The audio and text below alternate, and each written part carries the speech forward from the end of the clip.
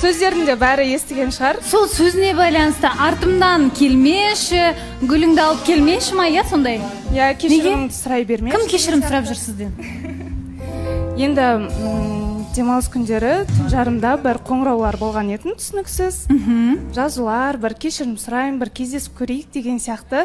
Енді сөзбен айтқанды түсінбесе, өнер адамы ғой, енді әнмен айтқанды түсініп қалар деген оймен айтқан ғой, бір әдемілеп нүктесін қойып. Түн жарымда жазып, хабарласып, кешірім сұрап, бұл бір жігітке арналған жауап болып тұр ғой, сонда? Иә. Оны түсінді ме екен, түсінбеді ме екен, бірақ неге жазып жүр екен? Осы жерде неге кешірім сұрамайды деген сияқты сұрақтар бар. Сол ақ рубашкадағы жігіт па? Иә. Нұрдәулет, сіз басқа біреу туралы айтып жатқандай отырсыз ғой? Иә, өйткені андай айтарлықтай нәрсе емес та ол.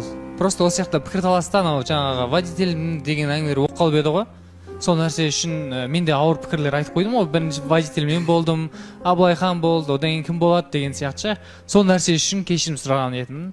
Өйткені Шерхан айтады, кешірім сұрайтындарың бар, неге айтасың? Таңғаламын мен бар ғой, айтарларын айтып артынан кешірім сұрай салу деген не деймін да, онда вообще айтпау керек қой.